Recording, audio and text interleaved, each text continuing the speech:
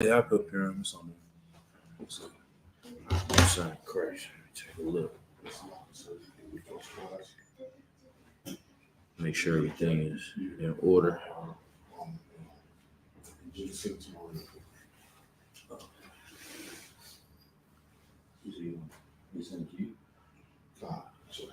All right, most side Christ. Yep, we live. Everything's good. Go ahead, clap it up. All right, man. Once again, it's the Israelite School of UPK under command of Junior Yohana. You know what I mean? I'm Priest Captain 10,000 Cuomo, coming out of Northern California. And, you know, if you didn't already see it, man, Commander Junior Yohana dropped a hell of an opening of Purim. You understand? And he was definitely edifying every brother and sister that was reviewing their history. You know what I mean? And, you know, Purim is such a beautiful story in regards to our culture. And it's one of those things that we want to focus on every year and give it, you know, its proper duty, you know what I mean, due to the fact that, you know what I mean, you had a sister in among our nation, consider her nation. And let's just take that for a second, right? Take that thought for a second. We living in a time right now where Black, brown, and Native Indian women are taught to disregard their men, disregard their forefathers, disregard their people. And yet she decided to do such an amazing act. And why did she learn to do this amazing act? Why did she become this woman that is remembered, you know what I mean, from that time to today? Because she was raised by a proper father. You understand? That's right. Like, we got to realize the story of Esther is the story of family. It's the story of a father taking the responsibility of bowing a daughter's neck. And that's what he did. You know what I mean? What does it mean? Officers in the room, what does it mean to bow your daughter's neck? What does it mean? You don't know? We can pull it up. Go ahead, Tazaba. To humble her. To humble her, man. To humble her and to keep her humble in a manner of what? In a manner of understanding, in a manner of how she moves, she conducts herself, how she views life, man. And she was a great example for every sister. Like, we hear all the time that the Bible is only talking about men. What Bible are y'all reading? Because I know we follow the Bible from the top to the bottom. And in following the Bible, we ensure that we recognize the greatness of men and women that have done amazing acts. Now, we're just going to go and do some review, you know what I mean, in this opening of Purim, you know what I mean? And we'll be in here tomorrow as well, doing the closing. Let's start at Esther, the first chapter. Let's start at Esther, the first chapter. Everything to up? Oh, sister put up. She coming in right now? Yeah. From the rear. Okay, she's coming around. Okay, most sign Christ. All right, no sweat. Let's start at Esther. Let me get this pulled up. I usually will jump into the second chapter, but we'll go over the first chapter. Esther 1 and 1. We'll start there when you're ready.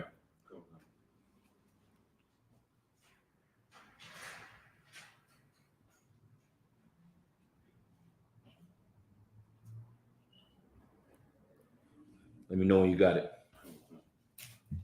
The book of Esther, chapter 1, verse 1.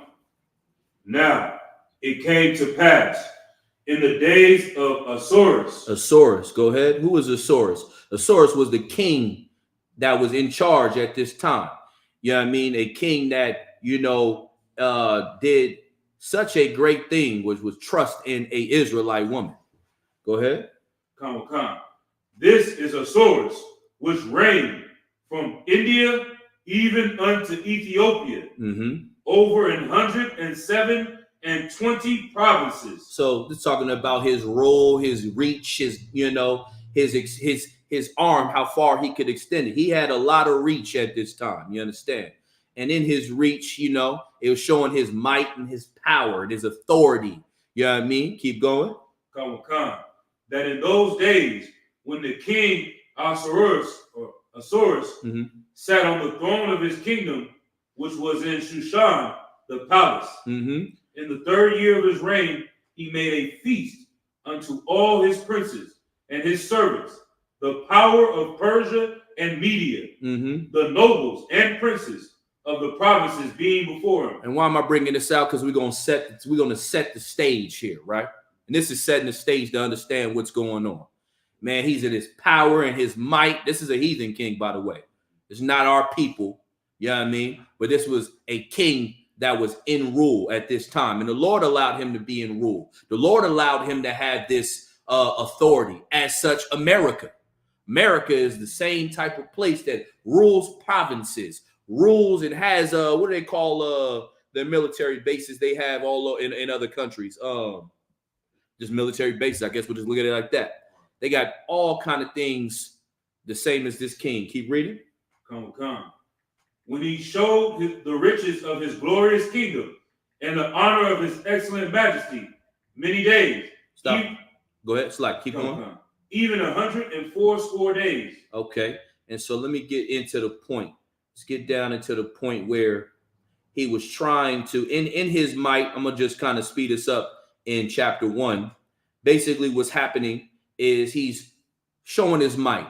And then he's getting ready to he's throwing a party. He's throwing a big event. And then he has this woman, queen of, what does it call her? I think it's Vashti. Let's drop down to Queen of Vashti. I think it's in verse 9. Let's drop down to verse 9. Go ahead. Also, Vashti, the queen, made a feast for the women. So this queen, in this context, you know, let's just clear this up real quick. This is a heathen woman. You know what I'm saying? She's not our people. There's no queens in Israel. You understand? But y'all women that want to call yourself queens, you don't understand the context, the truth according to the Bible. You belittle yourself by trying to be like the other nations. You're a daughter of Zion. You're a princess, not a queen. You don't deserve that authority because you are a different people among the other people. You know what I mean? And so basically this woman, he wanted to put her on a stage. And let's see what happened with this woman. You know what I mean? When this king, with all this power, all this might, let's see what happened. Keep reading. Khan. Also, Vashti the queen made a feast for the women in the royal house, which belonged to King Ahasuerus. Verse 10, on the 7th day, when the heart of the king was merry with wine, he commanded Mehuman, Biztha, Harbonah, Bigtha, and Abagtha, and Zethra, and Carcass, the 7 chamberlains that served in the presence of Ahasuerus, the king, to bring Vashti the queen before the king with the crown royal. So look, he had a little something to drink. He was getting faded. He was feeling good. You know what I mean? Say, hey, all y'all that been serving me, those my loyal servants, man. Go get that woman, that the queen, and bring her to me. Right. Bring her to me, man. Bring her to my seat so I can give her some authority. Let's see what happens. To show the people and the princes her beauty. And he tried to put her on center stage. He tried to put his woman in the light of everyone, which is not what we do. Meaning, we don't show off our women for other men to lust after. Right. That's the spirit of this. He wanted to put her on stage and have you lust after this woman, and you know, he wanted to see her. And how do you know that? Because he was drunk off wine. I mean, what does the scripture say? There's nothing new under the sun. You know what I mean? They doing that in this day. A lot of you brothers out here think that showing your woman off, so and having other men lust after her is really a good thing. Like that's your prize. Oh, I got something that brothers want they can't have. Brother, that is disgusting. You know what I mean? And that's the spirit of what's going on right now. So he was drunk, you know what I mean? And feeling good. Where we at? We need to drop down a little bit further from here. It was a little bit more. A little bit more. Let's keep reading. Salaki. to show the people and the princess her beauty, for she was fair to look on. And he said she was fair to look on. You know what I mean? Keep going. Verse 12. But the queen Vashti refused. She what? Refused. Man, listen, no matter how much authority you had, that woman still refused him. She denied him. Like, man, I ain't going. I don't care what he said. I'm not coming. You know what I mean? I'm not dealing with him. I don't want anything to do with him. You understand? Keep going. Come. And Salaki. Go ahead. But the queen Vashti refused to come at the king's commandment by his chamberlains. Therefore was the king very wroth, and his anger burned in him. Listen, he was wroth. You know why he was pissed off? Like, wroth meaning angry. You know what I mean? He was pissed. Very upset. Why? Because when men gain authority, they feel that they must be obeyed at all times by everyone. And the moment that someone breaks that authority, you know, you get pissed off. And he was in his right to be pissed off a little bit, but at the same time, she didn't have to, follow him and try to be put on that pedestal by him. You know what I mean? A woman has a choice. You know what I mean? But keep going. Come. Verse 13. Then the king said to the wise men, which knew the times, for so was the king's manner toward all that knew law and judgment. Mm-hmm. And the next unto him was Karshena, Shethar, Admatha, Tarshish, Meres, Marcina. Drop down to 15. Okay, come. Verse 15. What shall we do unto the queen Vashti? So, he said he was a man that, dealt with people according to the law and understanding, so that his judgment was in order. And so they asked, what shall we do unto the queen? Go ahead. According to law, because she have not performed the commandment of the king Ahasuerus by the chamberlains. Go ahead. And he answered. And Memucan answered before the king and the princes, Vashti, the queen, hath not done wrong to the king only, but also to all the princes and to all the people that are in all the provinces of the king Ahasuerus. So basically he's saying, man, she ain't just do you wrong. She showed you up in front of everybody, man. She showed you up in front of everybody. And so what he did, just to speed the story up, is he decreed, you know what? Let's not worry about this. Let me go find me a bad woman then. Go find me the most beautiful woman you could find. And listen, you should love yourself, Black woman. You should love yourself, Hispanic woman. You should love yourself, Native Indian woman, because you are that very thing. Go ahead, if I may, in the verse 17. Free, go ahead. Okay. You said read it? Yeah, no, you want to break it down? Just break it down. Yeah, just when it says if she does this, all the women will despise their husbands in their eyes. Yeah. So it's making it harder for all the other men in the whole entire empire because of this one broad. And that's like Beyonce, you know what I mean? She say all the single ladies she got every woman following her. Come on. And she making it harder on all men in the whole country. And look, the spirit of that's so excellent. Get out of hand. You understand? Like, that is exactly right. Like, the reality of the situation is her doing that puts the spirit on other women. You know why? Because he put her on that pedestal. She's a queen. She has authority. So guess what? Now those other women in their household think that they can do the very same thing. If she could do it to the king of all these different things, of a king that owns all these provinces, conquered all this land, then who are you to just own this little hut? Right. Who are you to just own this, little house? Right. You know what I mean? You're nothing. Is how she looked at it, and that spirit was wrong. You know what I mean? Go ahead. Oh, that's it on that. Yeah. Let's jump into chapter 2. Okay. Where do we want to go into chapter 2? Let me see here.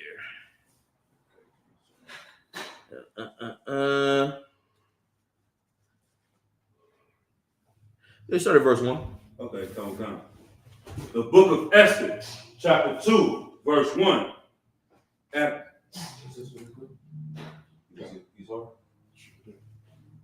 Yeah, she's too high.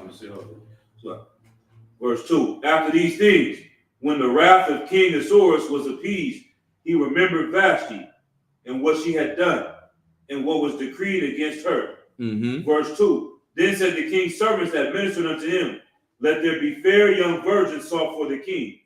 So this is what's going on. So the new creeds, listen, let there be fair virgin sought after the king. What is virgin? Virgin is a woman of marriageable age. We'll go into the married concept of things. Probably get into it later, but that's what a woman, what a virgin is. A woman that is of marriageable age. Go ahead. Come. And let the king appoint officers in all the provinces of his kingdom, that they may gather together all the fair young virgins unto Shushan the palace, to the house of the woman, unto the custody of Hag, the king's chamberlain, keeper of the woman, and let their things for purification be given them. And what was that purification, officers? What was that purification? Anybody know? Go ahead. I think it was a time of either 6 months to a year. Of cleaning them, getting them ready, making sure they were worthy to, sit among the seat of that king. Go ahead. Right. Go ahead. And if I may, I think it also serve. I think the same thing with our 6 months rule. Like, you can't put no baby on a brother. Exactly. You're afraid of saying it's the king's baby. You just sat down for 6. You just sat down for 6 months, ain't been touched. You've had time to be vetted. You know what I'm saying? Absolutely. It was a wise thing, and y'all don't understand. A lot of the things we do is everything. Not a lot of things. Everything we do is biblical. So yeah, that's exactly what it was, man. It was a time where they were set apart to, see about getting themselves together, becoming worthy to even come, stand in front of the king to be chosen. You know what I mean? Keep going. Come. Verse 4. And let the maiden which pleaseth the king be queen instead of Vashti. And the thing pleased the king, and he did so. All right, keep going, sir. I think so. It's a little bit more on that. Yeah, go ahead. Verse 5. Now in Shushan, the palace there was a certain Jew whose name was Mordecai. Now, who was Mordecai, man? Mordecai was am I going too far when I say that? Yeah, keep reading. Salaki. Come. The son of Jair, the son of Shema, the son of Kish, a Benjamite. So, who was Mordecai? Mordecai was a Benjamite brother, man. Right. A Benjamite brother that was in charge and running things around that time in that land. Go ahead. Come. Who had been carried away from Jerusalem with the captivity which had been carried away with Jeconiah, king of Judah, whom Nebuchadnezzar, the king of Babylon, had carried away. Yeah, meaning that's the reason he was in that land, dealing from a captivity he was dealing with. Go ahead. Come. And he brought up Hadassah, that is Esther, or Hadassah. And who was Hadassah? She was the niece of him. Right. You know what I mean? And he brought her up as his own daughter. You know what I mean? And why do I want to sit back and focus on that? Because what Mordecai is an example of why every little girl needs a father in their life. Every little girl needs that instruction and that authority of a masculine man in their life, because with him doing what he did, man, she did such an amazing act. And you sisters, don't take yourself so lightly. You can do the same as well. Right. In other ways. You know what I mean? And get your opportunity to possibly be remembered, one day in the kingdom. Keep going. Come.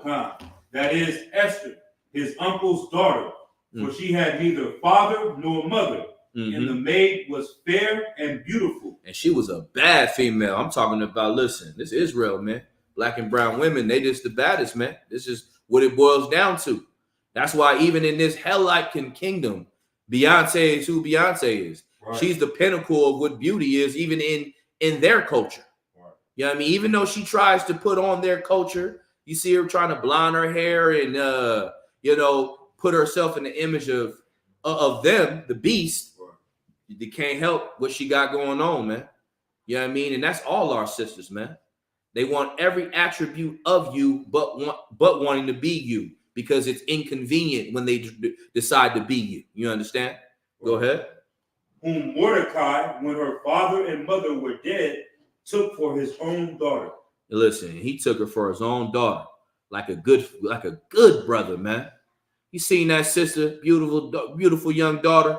So listen, I'm gonna take you in and take care of you. I'm gonna raise you right. You don't have no father, you don't have no mother. It's okay. I'm gonna be that rock, that pillar for you. Keep going. Come. So it came to pass when the king's commandment and his decree was heard, and when many maidens were gathered together unto Shushan the palace to the custody of Haggai, that Esther was brought also unto the king's house to the custody of Haggai, keeper of the women. So listen, as he was getting all those women together, he seen Esther and said, she got to come too. Hold on. Bring her. So she had to go unto the palace. You know what I mean? Among all those women. Because, those women, one of those women were going to be chosen to be, with the king. Keep going. Come. And the maiden pleased him, and she obtained kindness of him. And he speedily gave her things for purification. So she was so sweet, so just beautiful. Man, listen, he had what is it? Let's read that again. It's like it. I can catch the point. And the maiden pleased him, and she obtained kindness of him. And he speedily gave her things for purification. Listen, man, she was so kind and wonderful, man. He speedily gave her everything she needed. Like, hold on, push her along. Yes, get her everything she needs. You know what I mean? Go ahead, Doc. What was you gonna say? What are the things of purification? Is there like oils and stuff? So oils is purification, man. The cleaning, the oils. You know what I mean? Setting a woman for aside, like the brother said. What was the term you said? Maybe.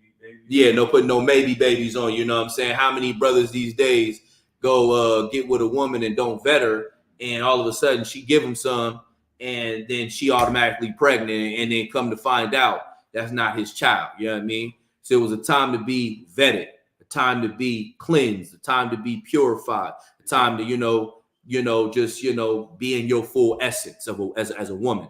And does that make sense for you? Go ahead. So you want to say something? It explains it in verse 12 too. Yeah, go ahead. We're gonna keep going into it. Yeah. Oh, you can go ahead. We can jump into 12 if you want to. Go ahead. Come.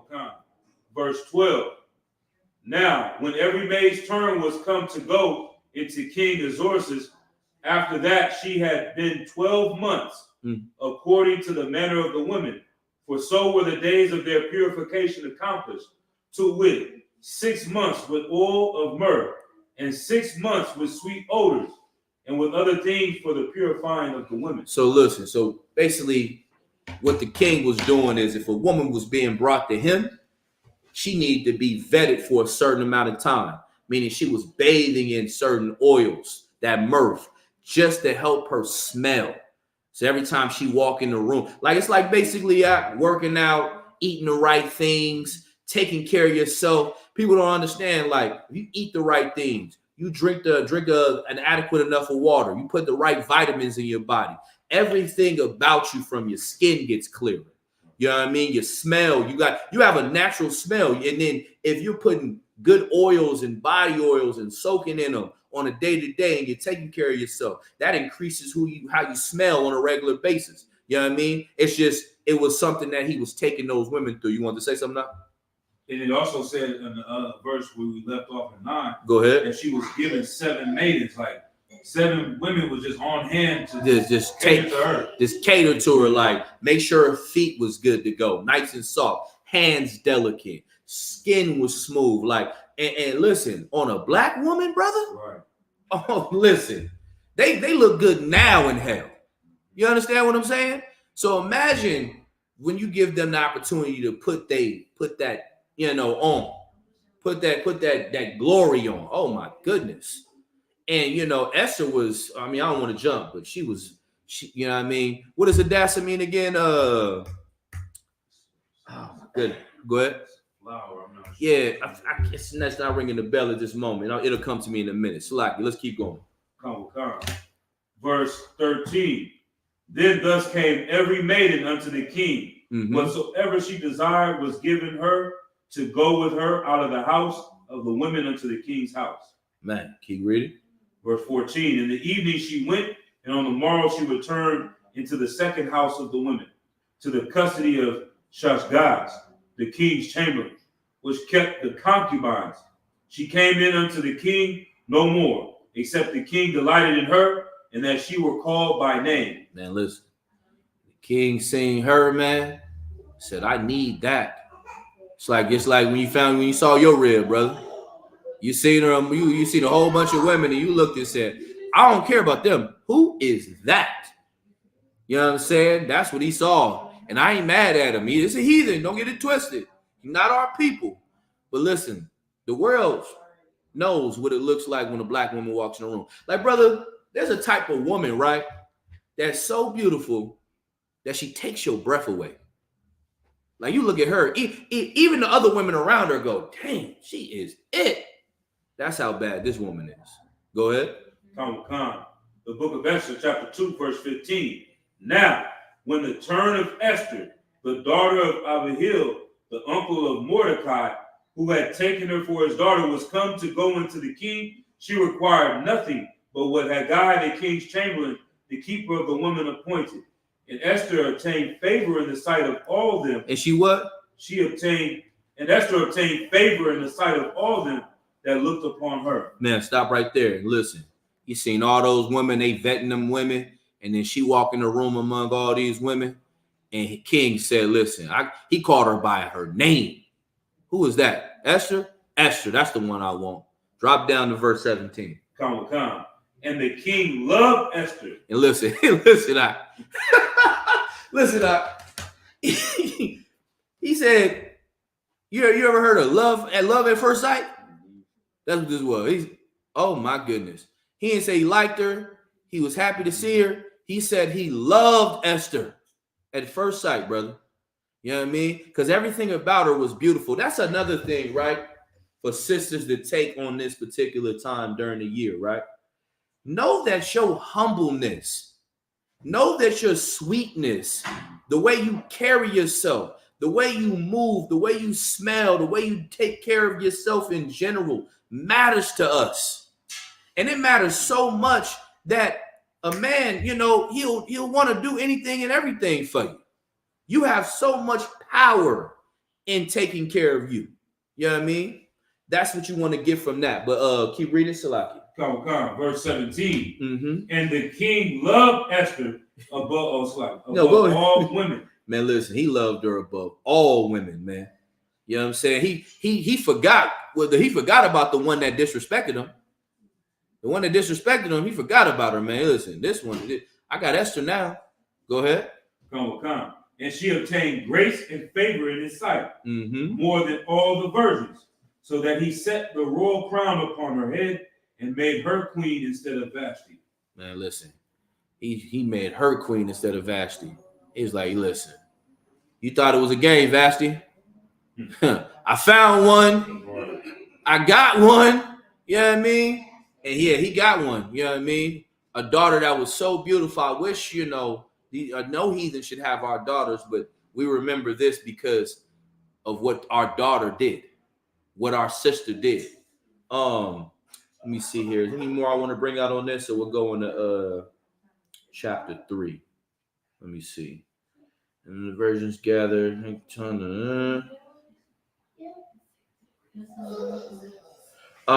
keep reading. Mm-hmm. Let's keep going a little bit. Come.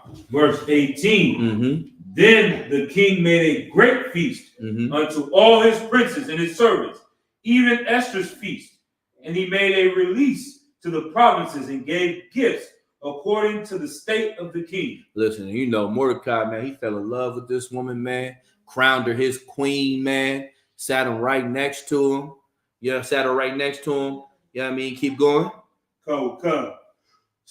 Verse 19. And when the virgins were gathered together the second time, then Mordecai sat in the king's gate. Mm-hmm. Esther had not yet shown her kindred nor her people. So during this time frame, right, Esther didn't, she didn't, bring her people to the festivities in this situation. You understand? And even though she had the permission to do it, you know what I mean? But she didn't do it. Go ahead. Come. As Mordecai had charged her. And what did Mordecai do? A good father, he charged her. You know what I mean? Do you forget where you come from? Are you ashamed of us? You understand? You're a Jew. And that's one thing you brothers and sisters, sisters need to understand. Where you come from matters. Right. Matter of fact, let me get a precept. Let me see here. That just reminded me of something. It's in the Apocrypha. Give me 1 second. What is that? What is that precept? It's gonna bother me. It is no.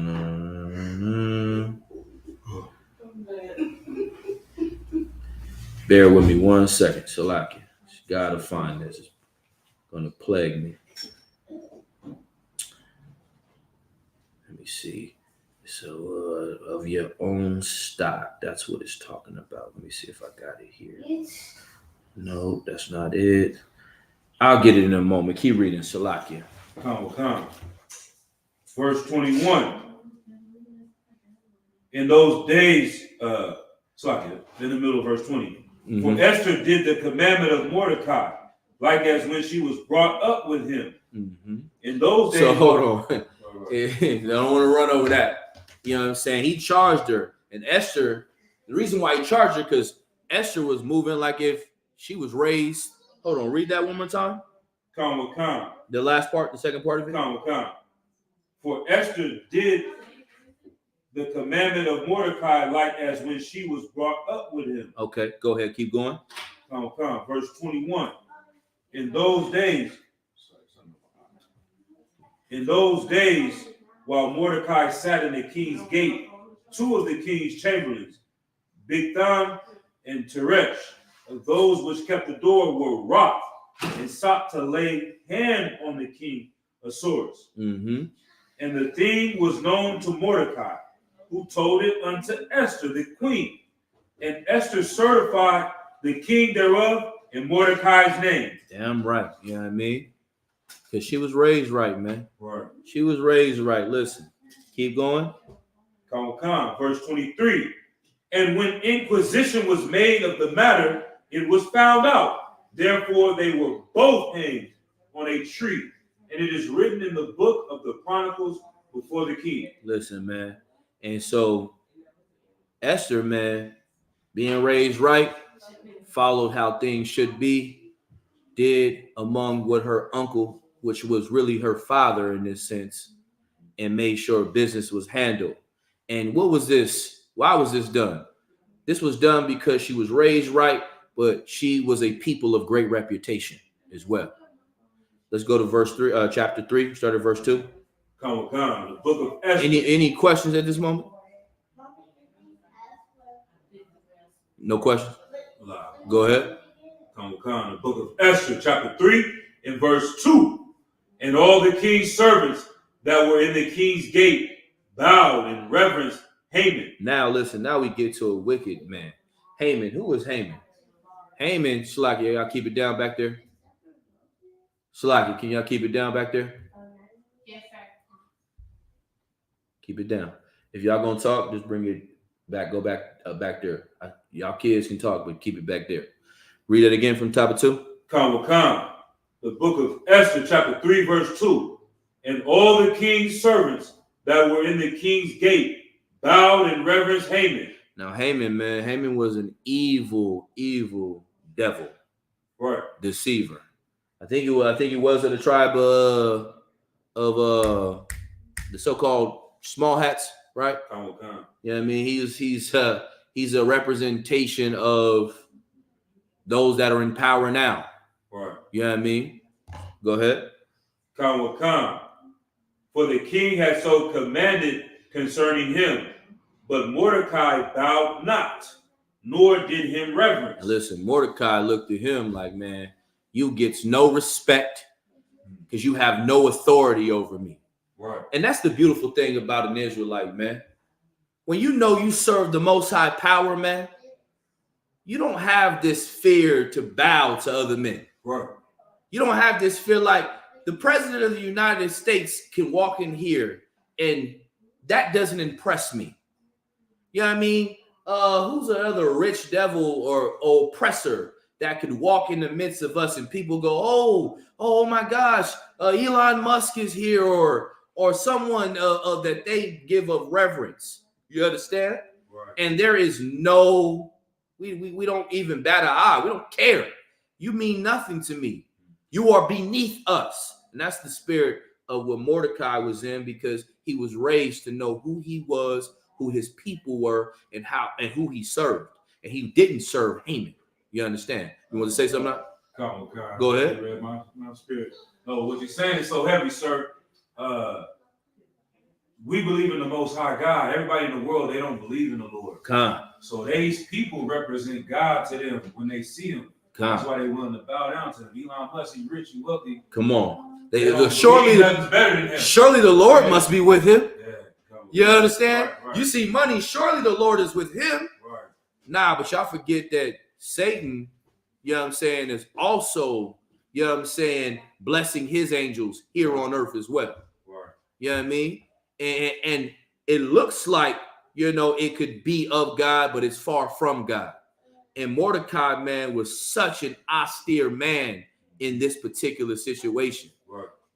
And think about how hardcore you had to be. I don't want to run over Mordecai, so I got to give him his reverence as well. Esther did such a great thing, but we got to big up this figure here. Right. Because what he did and the spirit that he had trickled into Esther, and why we speak to this today.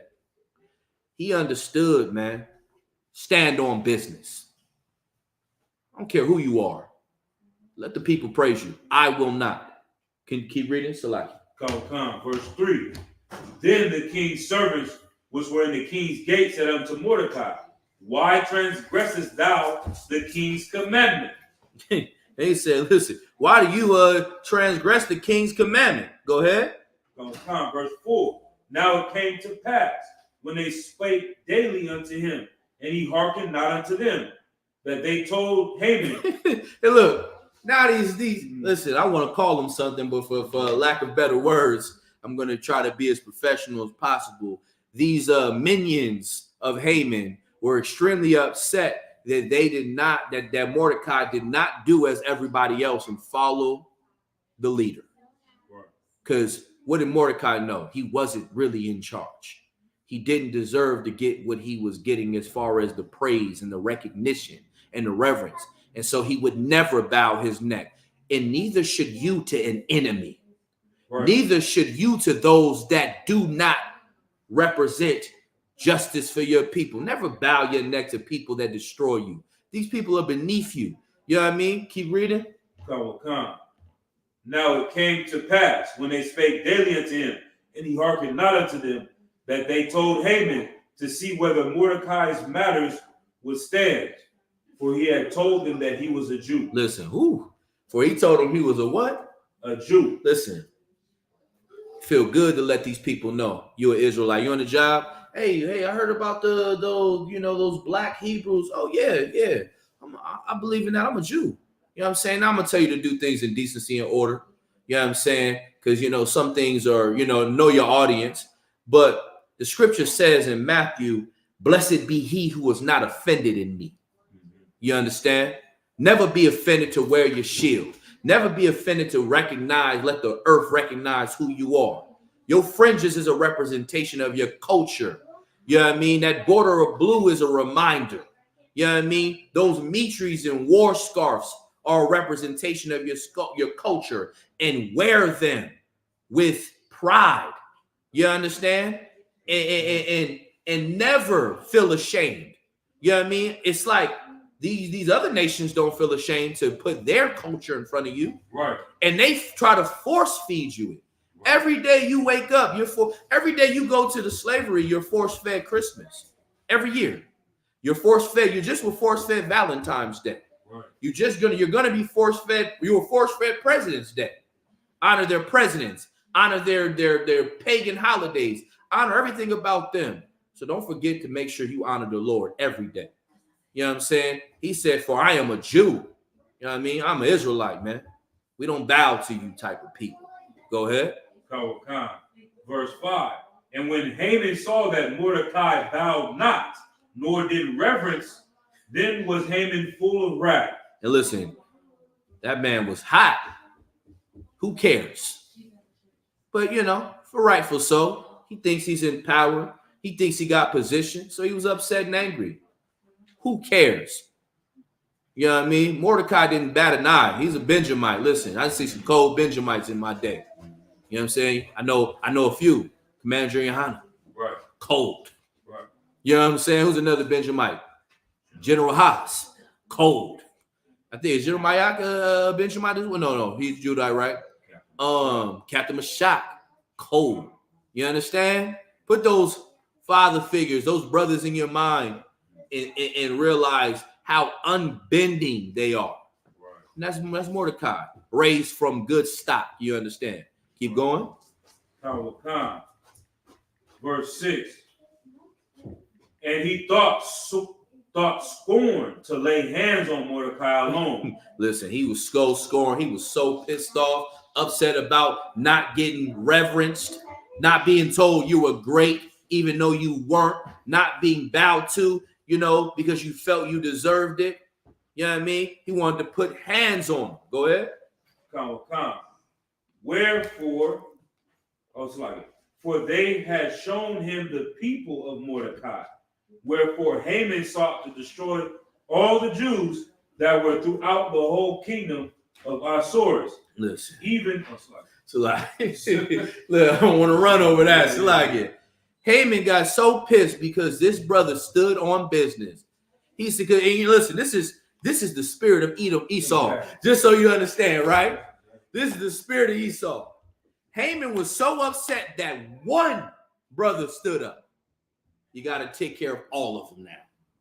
Get rid of all of them. And that's your life in America right now. Right. You get treated as such for standing up for yourself. Oh, you stand up? Oh, get rid of all of them. They're all criminals now. You know what I mean? We're in Northern California. Black men stood up in California on the nation's capital. On the nation's capital of California. What did they do? They only followed the law, and they took up bare arms. They followed the amendments and the rights that this earth, and I mean not that this country says that they have. And now every black man with a gun, every black man is suspected to have a pistol on him now. You know what I mean? Watch your hands. Every brother now has to be mindful when he gets pulled over. Think about what he can possibly be put to death because black men decide to stand up for themselves. Right. You know what I mean? Haman hated it. It's the spirit of Esau to keep you in subjection. Mordecai wasn't standing for it. You cannot stand for it either. Right. Go ahead. Come. What verse are we at? The book of Esther, chapter 3, verse 6 in the middle. Go ahead. Wherefore Haman sought to destroy all the Jews that were throughout the whole kingdom of Ahasuerus, even the people of Mordecai. He was going to make sure Mordecai's brothers and sisters was wiped out that rolled with him and all the Jews that were around about. This is an evil bastard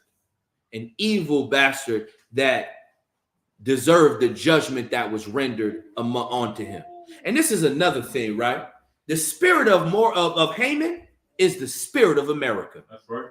And the spirit of and everything that was subjected to Haman is going to happen to America. Right. This Bible is giving you the spirit of, like, as a spiritual person, you got to think to yourself, hey, if the Lord allowed Haman because he was so wicked against a man of the Most High, how do we know Mordecai was a man of the Most High? Because he was of the tribe of the family. It mentioned earlier he was a Benjamite, which means he was of the holy family, the holy tribes. You understand? And if he was able to stand up for Haman, why wouldn't he stand up for you in this day? Right. He just waiting for you to be austere like Mordecai. He's waiting for you to stand on business in your laws and your principles like Mordecai. You understand? Keep going. Verse 7. In the first month, that is the month Nisan, in the 12th year of King Ahasuerus, they cast Pur, that is the lots, before Haman from day to day and from month to month to the 12th month, that is the month Adar. Mm-hmm.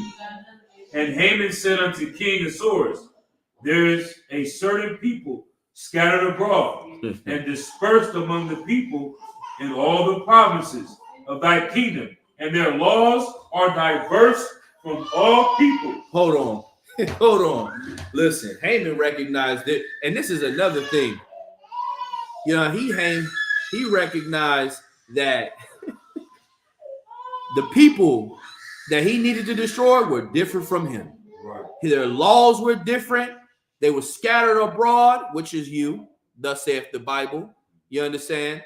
And he said, man, they're diverse, meaning they're just absolutely not as we are, different. How they move, how they talk, how they stand on things. And he couldn't stand for it. Go ahead. You want to say something now? Lies, sir. Go ahead.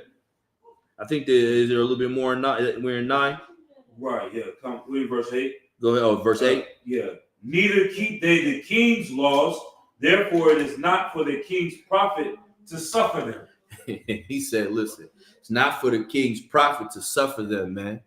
He felt that the need to get rid of us was because it was, you know, that we were suffering to deal with. Go ahead. You want to say something? When it says diverse from all people, that makes me think about being Israelites, because hearing different issues, you know, talking to family, they're like, okay, I can do this.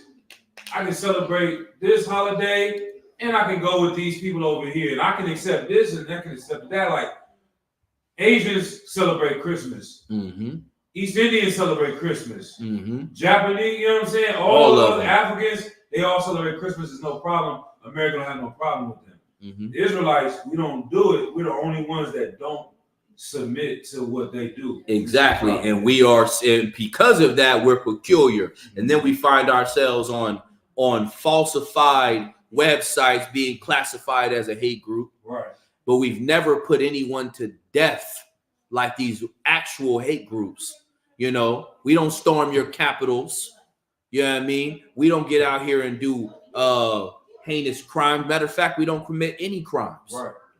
Yet the spirit and the masculinity of who you are as a people is what makes you look like you are a problem. Like, black man, you don't have to walk with a gun, you know what I mean, or a firearm, but because you're black and masculine, the perception is you have one just because of who you are. You know what I mean? And that comes from them being in fear of you. Salakia, I know we ain't gonna go into all of it. You think we should stop here? Let me see. There's a little bit more on this. Let me take a look.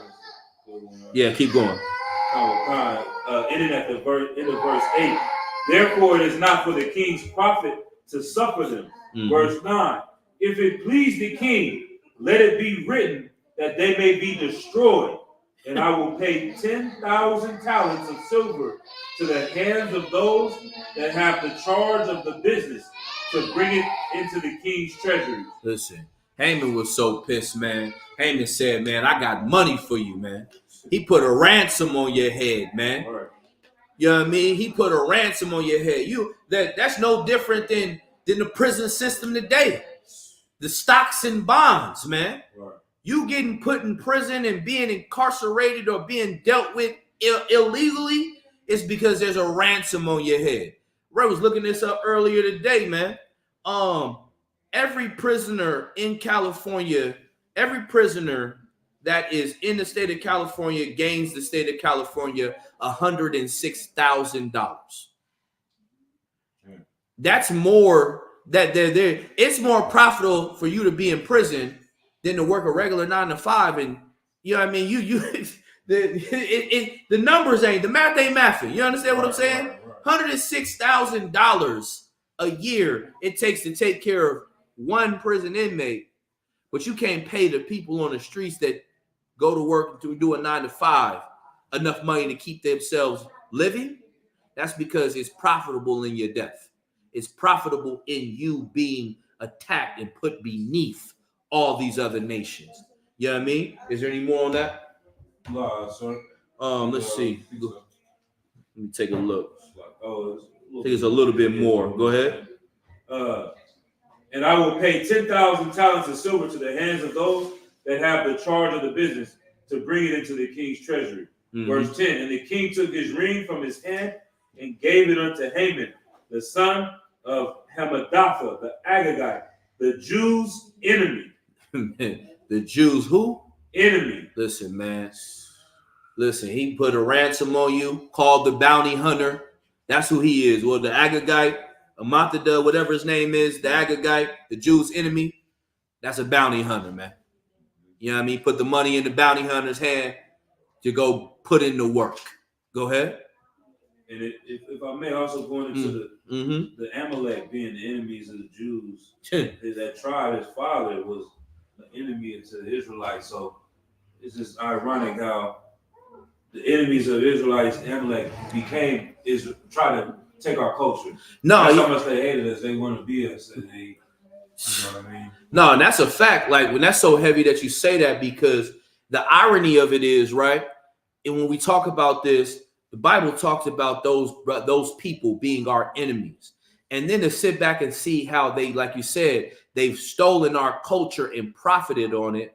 You know what I mean? Which was another war tactic. You know what I mean? Like, people don't understand that's warfare.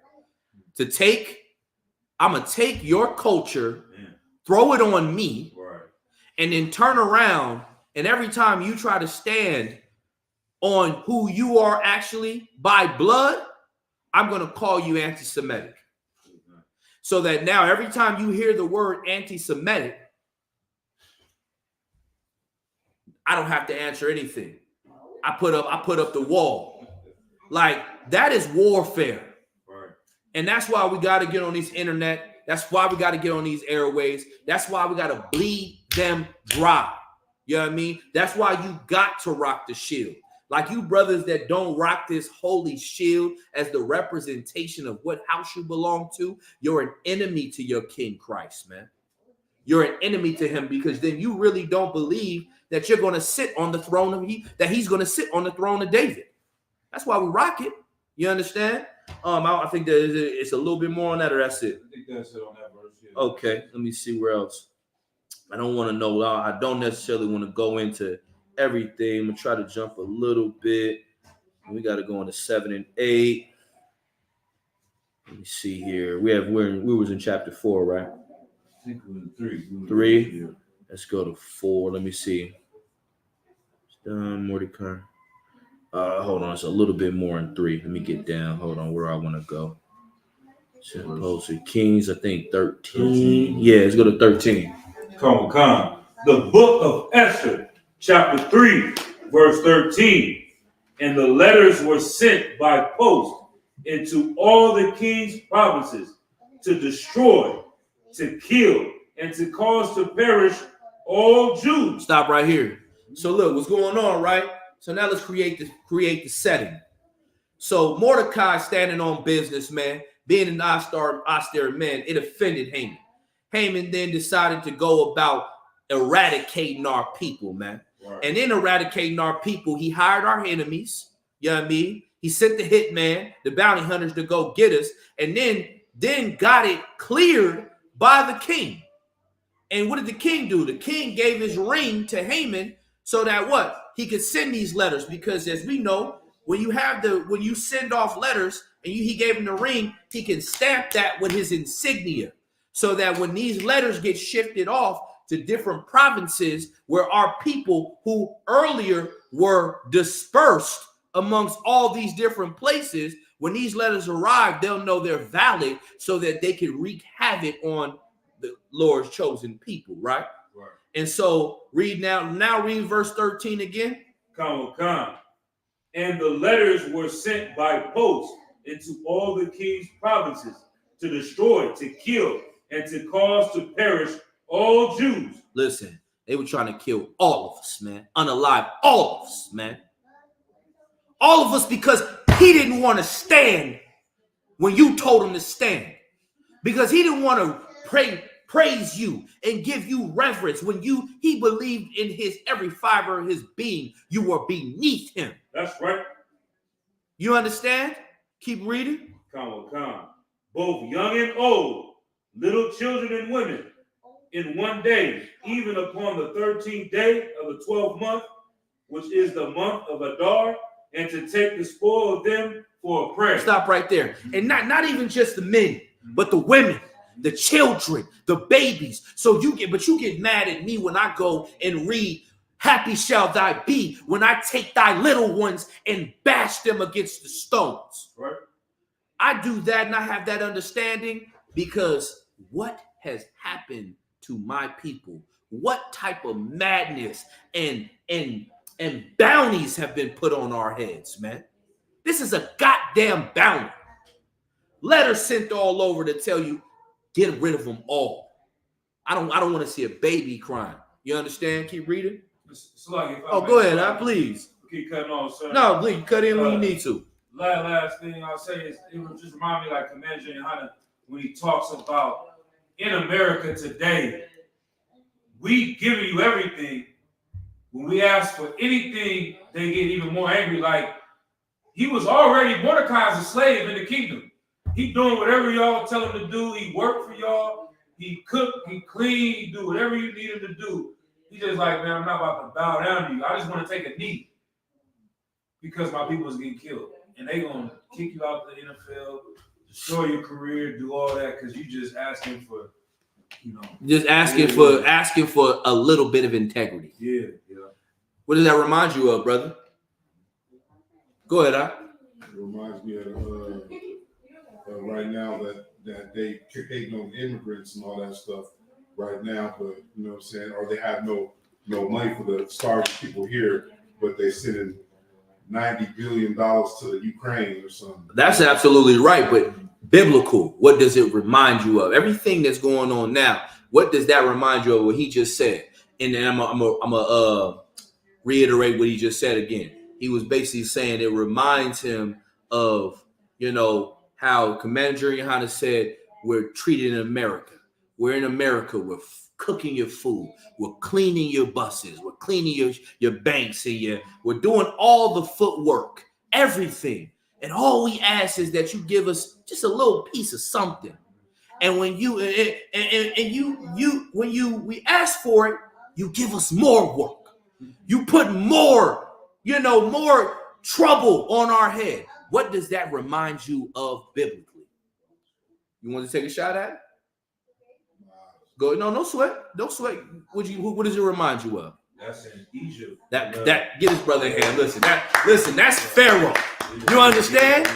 When the slaves asked, can we go praise our God how many days? Just let us leave and go praise our God for a couple days, man. We'll come back and listen, and we'll come back and work for you. Nah, they want to do what? They want to do what? You want to be free? Right. You want to be free. Nigga, you are a slave. Right. That's what they said, man. Excuse my language, but this inflames me. You understand? Because this is the reality of what goes on among our people. This is our reality every day. We're sitting here. This is why the scripture says, is Israel a servant? Is Israel a homeborn slave? You were never designed to be this. You were never designed to live like this. Yet and still, you sit here and you allow yourself to be docile. You allow yourself to be mistreated. You allow yourself to just be destroyed. You know what I mean? When you are princes of the power, daughters of Zion, you understand? The holy people, man. Supposed to be, man, it saddens me. Salakia. So I don't want to deviate any longer, but these letters were being sent out to perish and destroy all of our people, man. And it was in the spirit of what Pharaoh was in this time right here. Go ahead. And if I may say one thing, give me 1 second. All of our oppressors are in this spirit. This is our enemy here in the spirit of kill everyone because they don't want to do what we tell them to. Unalive everyone because they don't want to do what we tell them to do. Same thing as Pharaoh. You want to say something before we jump into verse 14? Just the precept where it talks about where they took the straw from him. Go ahead. Okay. I got part of it, but I just want to make sure No sweat. White. Go ahead. Okay, yeah. And the Pharaoh, read where you at? Exodus chapter 5 and verse 5. Mm-hmm. And Pharaoh said, Behold, the people of the land now are many, and ye make them rest from their burdens. And Pharaoh commanded the same day the taskmasters of the people and the officers, saying, Ye shall no more give the people straw to make brick, as heretofore. Let them go and gather straw for themselves. Man, listen, Yeah. that's the oppressor, man. Like, the oppressor trying to make you climb a mountain with no slips, man. Like, you know, slips is like things that help you, you know, climb up and hook up to the rock to secure yourself. He like, listen, man, you want to climb the mountain? Climb it bare hands. Right. That's it. You'll get no extra. Since you don't want to, man, listen, I go ahead, Slack, keep reading. I apologize. And in verse 8, it says this part right here. Go ahead. And the tail of the bricks which they did make heretofore, ye shall lay upon them. Ye shall not diminish aught thereof, for they be idle. Therefore they cry, saying, Let us go and sacrifice to our God. They got too much time to think and be. Yeah, they got too much time to. They got too much time believing in their God and not enough time building my kingdom. Right. Listen, that's this place, man. That's the spirit of why Haman wanted to destroy us. You're too busy not serving me, and all he didn't want to do was just bow to you. Go ahead. That just reminds me, another thing that reminds me of the spirit of our oppressors, man, is like when we watch one of the videos when the police pull us over. And just because you ask them, you know what I'm saying, what are you pulling me over for, or, you know what I'm saying, or they say, you know, have I been suspected of a crime or something? They just want to jump on you and beat you. You know what I'm saying? Just for asking why you pulled me over. Listen, man, they got a bloodthirsty lust. Every last one of these enemies. Like, and I want to make it clear, all these other nations are our enemies. That's right. Psalms 83 made that clear. They made a tumult, an agreement, and a conglomerate against you, so that the name of Israel shall be no more in remembrance. That's these people. That's these other nations. And it sickens me. And it should sicken us as a people. That's why we got to remember these days. And like, we got babies in here. We're going to have more babies in here tomorrow, food and family. And we have to implement this. Like Purim, for every daughter needs to know Purim. Every daughter needs to know this story so they can teach their daughter, and their daughters can teach their daughters. You know what I mean? Under the supervision, of course, of their husband or fathers, you understand, or the brethren, taking care of and making sure they understand it. And why? Because remembering what's going on in this time, remembering a wonderful thing done by Mordecai, by Esther, of course, because she was raised by this austere man. Like, Mordecai is being mentioned a lot in here because of how he was and what his decisions did to shift our people in the right direction. And maybe that might be you, brother, listening right now. You might not know that you got to start picking up your sword and swinging and sharpening it even more. You know what I mean? To be ready for when you have to answer the call. You know what I mean? Keep reading. Salakia. Verse 14. The book of Esther, chapter 3, verse 14. The copy of the writing for a commandment to be given in every province was published unto all people, that they should be ready against that day. Sheesh. Go ahead. The post went out, being hastened by the king's commandment, and the decree was given in Shushan the palace. And the king and Haman sat down to drink, but the city Shushan was perplexed. Listen.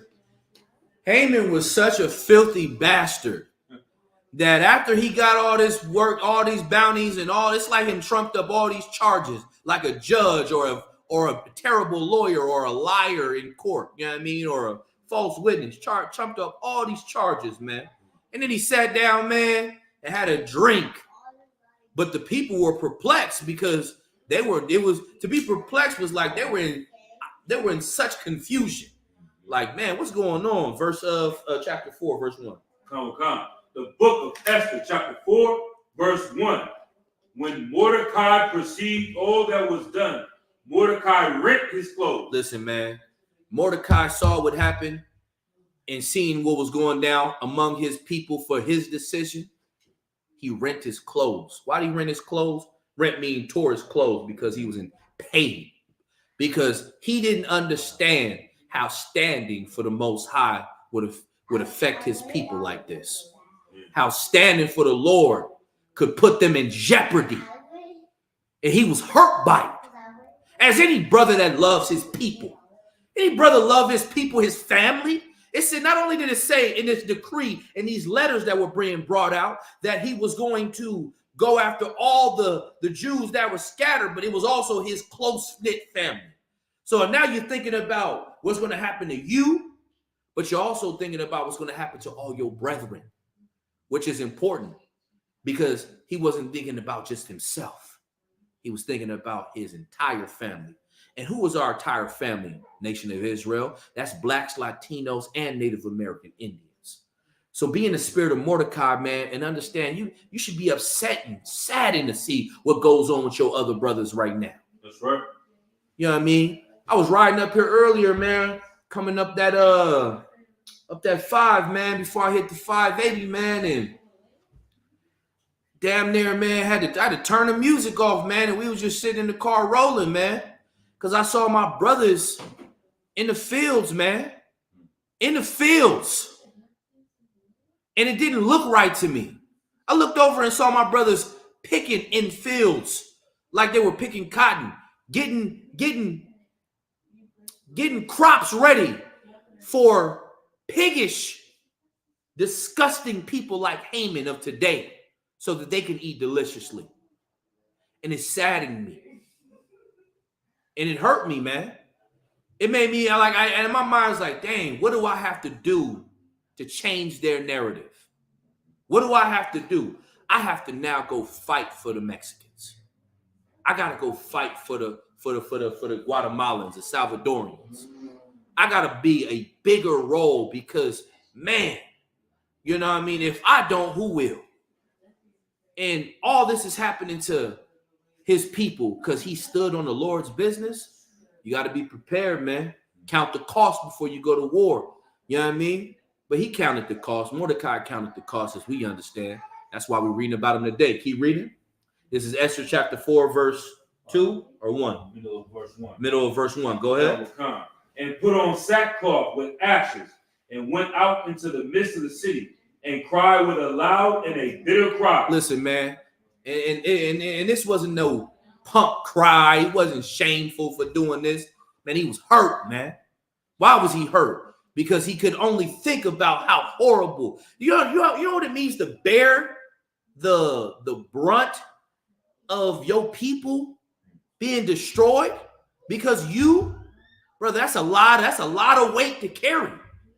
He went out in the city and cried like, how could such a thing happen?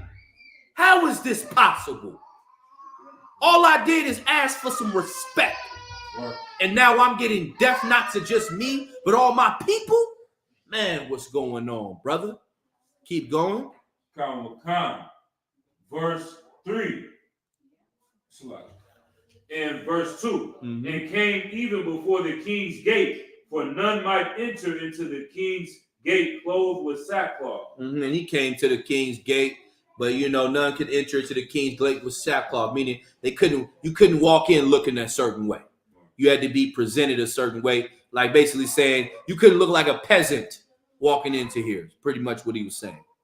Go ahead. Or a man of, I don't want to say a peasant, a man of low estate. Go ahead. Verse 3.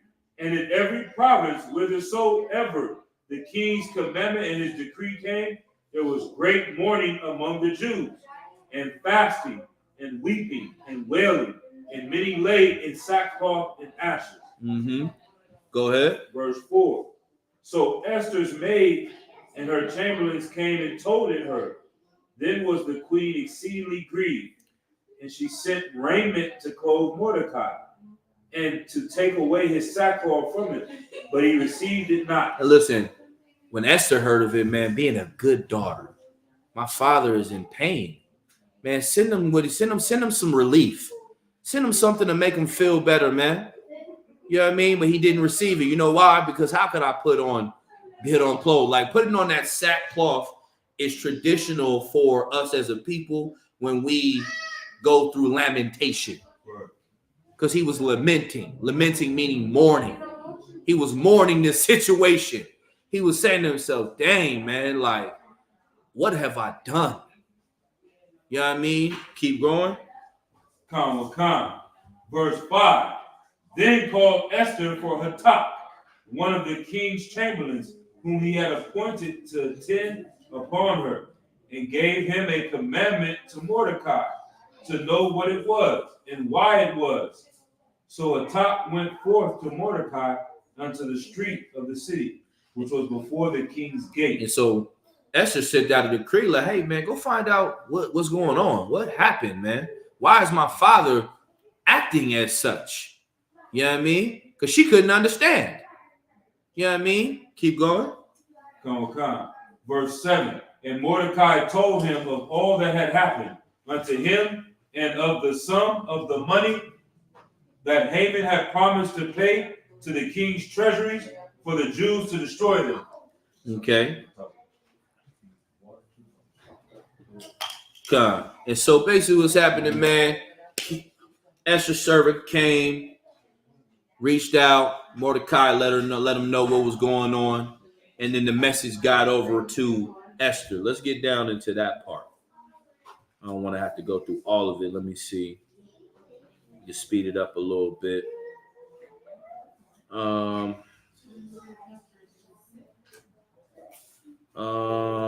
Verse, where we at? You were at verse 7 right now, or 6? I think it was verse 7. Drop down to verse 9. Come. Go ahead, you drink some water. Go ahead. I know you've been reading. Take your time. Come. So the water. The book of Esther, chapter 4, verse 9. And Hatak came and told Esther the words of Mordecai. Again, Esther spake unto Hatak, and gave him commandment unto Mordecai. Verse 11.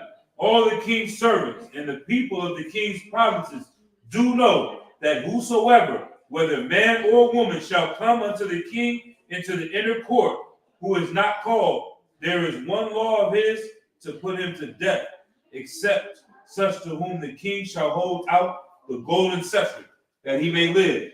But I have not been called to come into the king these 30 days. So what's going on is she found out what happened, and then he ran down. Listen, you can't just go talk to the king about this matter. You know what I'm saying? You understand the king has a rule, man.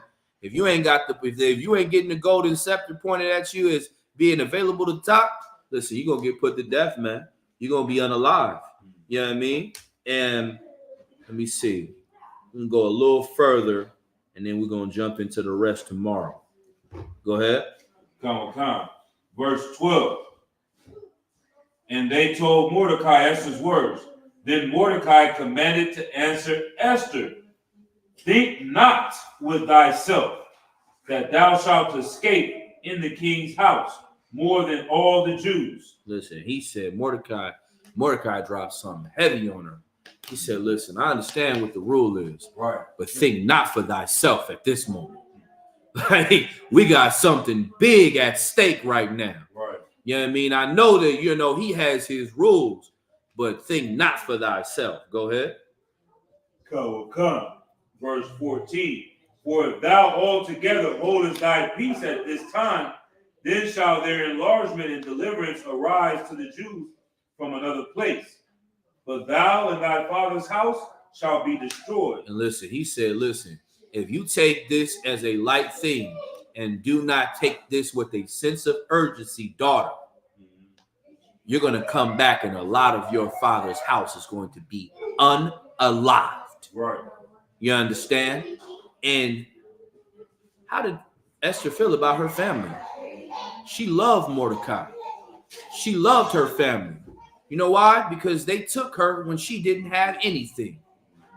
Keep going. Come. but thou and thy father's house shall be destroyed.